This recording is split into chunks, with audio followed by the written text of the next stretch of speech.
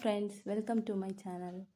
இன்றைக்கி முள்ளங்கி குழம்பு எப்படி பண்ணலான்னு பார்க்கலாம். அதுக்கு தேவையான பொருட்கள்லாம் கட் பண்ணி வச்சுட்டு, தேவையான அளவுக்கு புளி ஊற வச்சுட்டு, ஒரு கடாயில் எண்ணெய் சூடு பண்ணி கடுகு, வெந்தயம், சின்ன வெங்காயம், தக்காளி, கட் பண்ணி வச்சுருக்கிற முள்ளங்கி, பூண்டு பல், அப்புறம் கருவேப்பிலை இவ்வளவும் போட்டு நல்லா வதக்கி விட்டுக்கோங்க.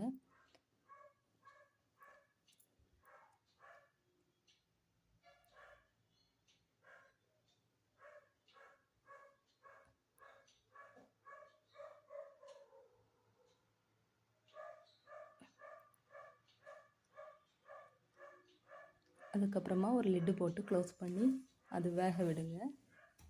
காய் கொஞ்சம் வெந்துடும், தண்ணி எதுவும் விட வேண்டாம். அதுக்கப்புறமா குழம்பு மிளகாத்தூள், கரம் மசாலா தேவைப்பட்டுச்சுன்னா போட்டுக்கோங்க. காரத்துக்கு ஏற்றவாறு குழம்பு மிளகாத்தூள் நான் 2 ஸ்பூன் போட்டிருக்கேன். அதையும் போட்டு நல்லா வதக்கிட்டு ஊற வச்ச புளி தண்ணியை விட்டு திரும்பவும் காயை வேக விடணும். அதனால் ஒரு லிட்டு வச்சு க்ளோஸ் பண்ணிக்கோங்க.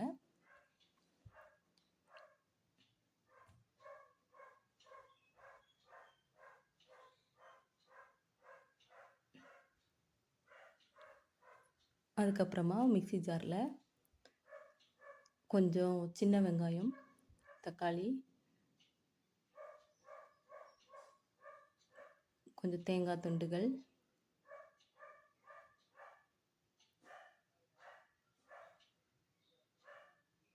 அதுக்கப்புறமா சோம்பு இவ்வளவும் சேர்த்து நல்லா ஃபைன் பேஸ்ட்டாக அரைச்சிக்கோங்க.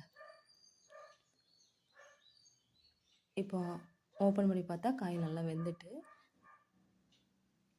இனி அந்த அரைச்ச பேஸ்ட் அதில் விட்டுட்டு தண்ணி தேவையான அளவு ஊற்றி நல்லா கொதிக்க விடுங்க. தேவையான சால்ட்டு போட்டு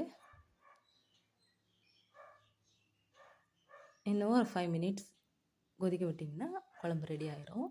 இது ரைஸ்க்கு நல்லாயிருக்கும், நீங்களும் ட்ரை பண்ணி பாருங்கள். இல்லை இட்லி தோசைக்கு கரம் மசாலா சேர்த்துருந்தீங்கன்னா இட்லி தோசைக்கு வச்சு சாப்பிட்லாம், நல்லாயிருக்கும். ட்ரை பண்ணுங்கள். தேங்க்யூ ஃபார் வாட்சிங்.